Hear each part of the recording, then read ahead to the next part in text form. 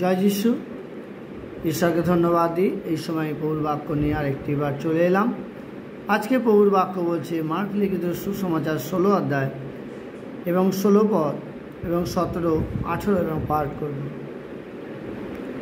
বলছে যে বিশ্বাস করে ও বাপ্তাইজিত হয় সে পরিত্রাণ পাইবে, কিন্তু যে অবিশ্বাস করে তাহা দণ্ডাজ্ঞা করা যাইবে।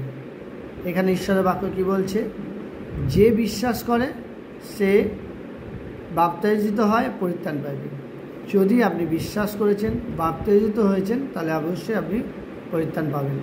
কিন্তু যে অবিশ্বাস করে তার দণ্ডাজ্ঞা হবে, কিন্তু তার বিচার আছে।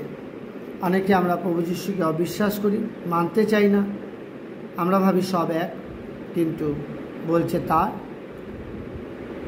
দণ্ডাজ্ঞা করা যাইবে। আর যাহারা বিশ্বাস করে এই চিহ্নগুলি তাহাদের অনুবর্তী হইবে।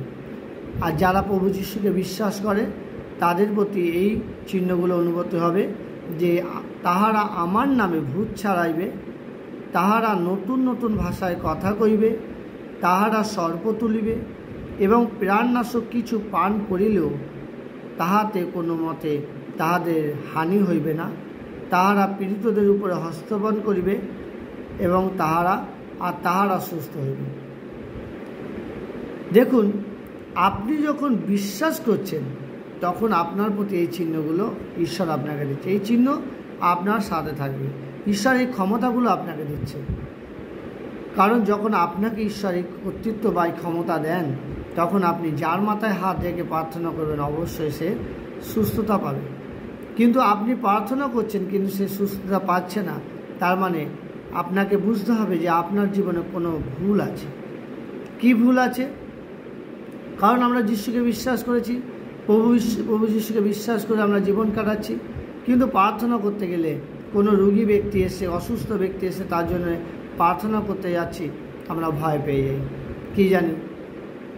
কারণ আপনি যদি নিজের জীবনকে এখনও ঠিক করছেন না, তাহলে আপনার মধ্যে ভয় কাজ করবে।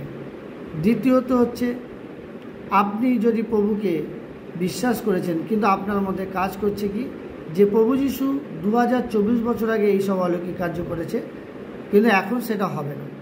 এগুলো ভুল ধারণা। কারণ ইব্রিয়তে বলছে যে আদি, অদ্য, কল্য এবং অনন্তকাল যে ঈশ্বর সেই আছেন, তার পরিবর্তন হয়নি।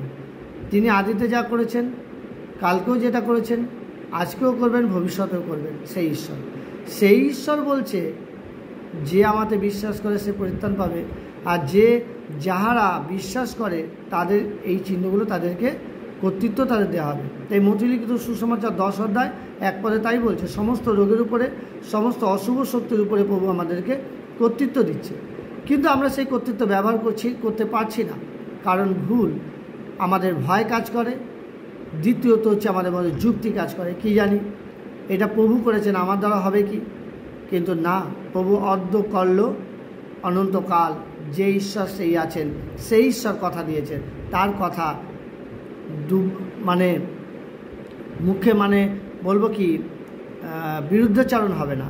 তার কথা আমরা মানুষ, আমরা কথা দিয়ে কথা রাখতে পারি না। আমরা কথা বলে কথা ঘুরিয়ে দিই, কিন্তু ঈশ্বর কথা ঘোরায় না, যা বলে তাই। কিন্তু আমাদের মধ্যে ঈশ্বরের বাক্য পরিপূর্ণতা হতে হবে। সবথেকে বড় বিষয় হচ্ছে, যদি আমি জাগতিক জ্ঞান অর্জন করতে যাই, তাহলে কিন্তু আমার অহংকার বেড়ে যাবে, আমার দাম্ভিকতা বেড়ে যাবে। কিন্তু ঈশ্বরের বাক্য যখন আমি ভোজন করব, আমার মধ্যে নম্রতা বাড়বে। হালেলুয়া। তাই ঈশ্বরের বাক্য যখন আপনি ভোজন করছেন, আপনার মধ্যে নম্রতা বৃদ্ধি হবে। কিন্তু আপনি জাগতিক জ্ঞানে নিজেকে পারদর্শী করবেন, আপনার মধ্যে অহংকার, দাম্ভিকতা বাড়বে। আপনি কোনটা চান?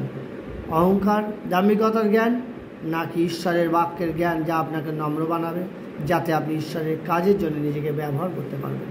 তাই প্রভুর বাক্য আজকে বলছে, যদি তুমি বিশ্বাস করো, ঈশ্বর তোমাকে এই সকল কর্তৃত্ব দান যেটা দিয়েছেন আদিতে, এখনও দিচ্ছেন। কারণ একই আত্মার মধ্যে দিয়ে প্রভু আমাদের মধ্যে কাজ করছে। একই পবিত্র আত্মা কাউকে জ্ঞানের আত্মা দিচ্ছে, একই পবিত্র আত্মা কাউকে ভবিষ্যৎবাণী করার ক্ষমতা দিচ্ছে, একই পবিত্র আত্মা কাউকে সহযোগিতা করার ক্ষমতা দিচ্ছে, একই পবিত্র আত্মা কাউকে আরোগ্যতা করার ক্ষমতা দিচ্ছে। একই পবিত্র আত্মা, তার কাছে এই না আজ এই পবিত্র আত্মা, ওই পবিত্র আত্মা, একজনই পবিত্র আত্মা যিনি আপনার জীবনকে বৃদ্ধি করতে পারে। তাই বলবো প্রিয় ভাই বোন, প্রভুকে বিশ্বাস করুন, আপনার জীবনকে প্রভু তার এগিয়ে নিয়ে চলুন। প্রভুকে জেনেছেন, আরও জানুন। যতদিন না প্রভু আসছেন ততদিন আপনি বিশ্বাসে বৃদ্ধি হতে থাকুন। বিশ্বাসের বৃদ্ধি কোনো দিন শেষ হবে না যতদিন না প্রভু আসছেন। তাই আমরা প্রভুর বিশ্বাসের বাক্য অনেক শুনি, আমরা অনেক বাইবেলও দেখি, কিন্তু প্রভু আমাদেরকে বলছে আমি যখন আসবো তখন কি আমি বিশ্বাসেদের দেখতে পাবো। তাই প্রভু বিশ্বাসে আমরা গড়ে উঠি। জয় যিশু, ঈশ্বরের বাক্যে আশীর্বাদ করুন।